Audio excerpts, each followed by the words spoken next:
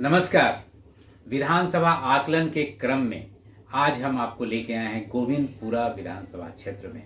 जैसा कि जानते हैं कि लंबे समय से यहाँ सत्तारूढ़ दल का यहाँ पे पहुंच जमा हुआ है। उसके विरोध में लगातार विपक्ष से कांग्रेस प्रयास कर रही है।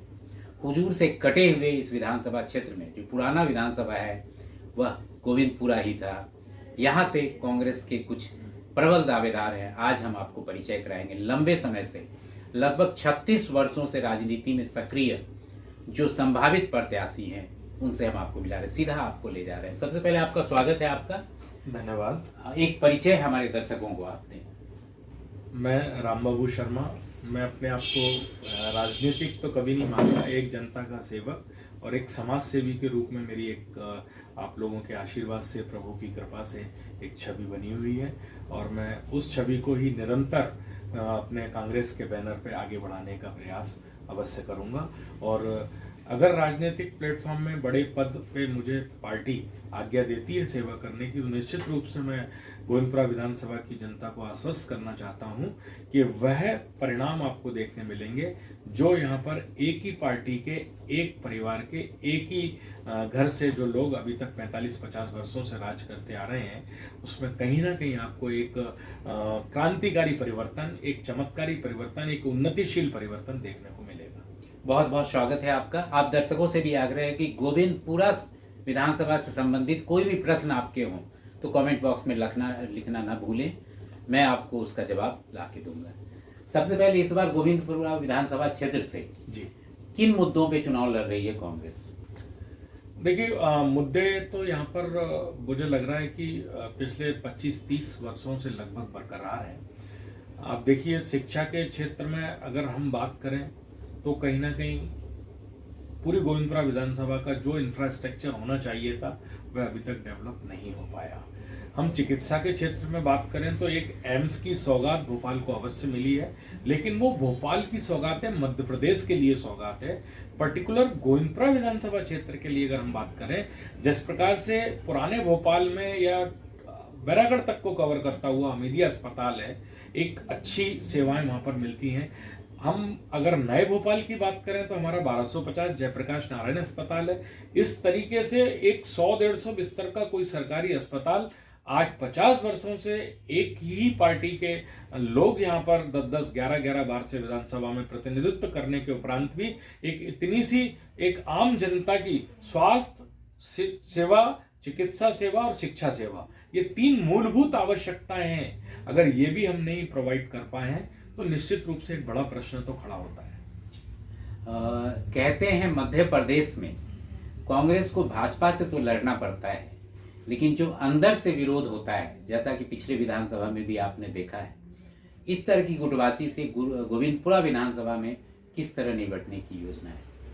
देखिए, इस बात से कदापि इनकार तो नहीं किया जा सकता कि गुटबाजी राजनीतिक दलों में होती है, लेकिन जहां तक गोविंदपुरा विधानसभा का प्रश्न है, ये एक बेबाक टिप्पणी मैं कर रहा हूं और बिल्कुल पूरी जिम्मेदारी के साथ कर रहा हूं, पूर्ण जवाबदेही के साथ बोल रहा हूं कि गोविंदपुरा में हमारे साथ में जो भी, चाहे हमारे समकक्ष के उम्मीदवार कोई हो या हम स्वयं क्यों ना हो, हम भी किसी गुटबाजी से प्रभावित नहीं है।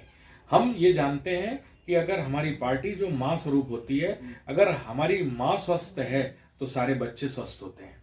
और निश्चित रूप से कहीं ना कहीं कांग्रेस पार्टी, जिससे हमारा एक लंबा इतिहास, परंपरागत हमारे खानदान से हम जुड़े हुए हैं, और मैं अगर अपनी बात करता हूं तो मैं लगभग सक्रिय रूप से एनएसयूआई का मैं जनरल सेक्रेटरी 1986 में राजकुमार पटेल जी जब अध्यक्ष थे मध्य प्रदेश के, तब से मैं सक्रिय राजनीति में, छात्र राजनीति से जुड़ा और आज तक बदस्तूर कांग्रेस से जुड़े हुए हैं। यद्यपि 2018 में टिकट मिलने के बाद मेरा टिकट कटा गया, लेकिन उसके बावजूद भी कहीं किसी भी प्रकार का मन में विद्रोह या कोई बात, पार्टी का निर्णय है। पार्टी को लगा होगा कि मेरा छोटा भाई है, जो भी जिसको टिकट दी गई वो मुझसे ज्यादा योग्य था तो उसको टिकट दी गई, और पार्टी अवसर देगी तो निश्चित रूप से हम ये तमाम कयास जो गुटबाजी के या किसी प्रकार के लग रहे हैं, देखिए, जब आदमी जीतता है तो सारी चीजें अलग दिशा से देखना और सोचना शुरू होती हैं, जब हारता है तो इस तरह के प्रश्न उठते रहते हैं। इसका कोई खास आधार नहीं है।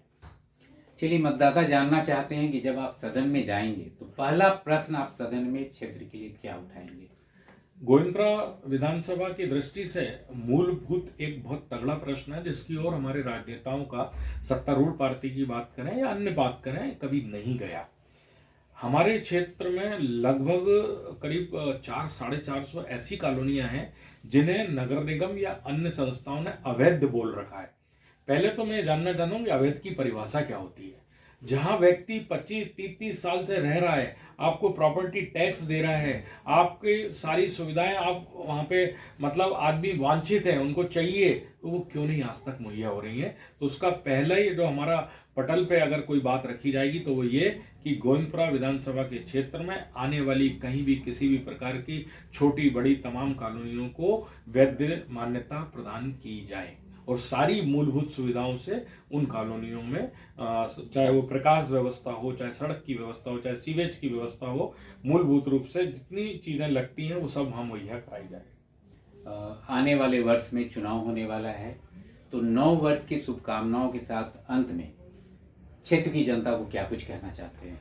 देखिए साहब, हम तो नववर्ष की शुभकामनाएं देंगे, किंतु एक बात और स्पष्ट यहाँ कर देना मैं अपना कर्तव्य समझता हूँ कि हमारा नववर्ष गुड़ी पड़वा है और हम उस पर अधिक धूमधाम से शुभकामनाएं ज्ञापित करते हैं। ये तो अंग्रेजों की पाश्चात्य संस्कृति चली आ रही है, तो ये वो संस्कृति है, लेकिन चूंकि आज कैलेंडर वर्ष हम उसी को मानते हैं तो मैं कोई उसमें गुरेज नहीं करता।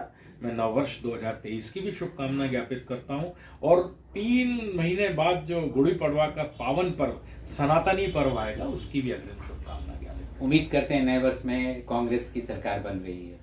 निश्चित हम इसके प्रति, हमारा पूरा शीर्ष नेतृत्व कटिबद्ध है, प्रतिबद्ध है और प्रयासरत है।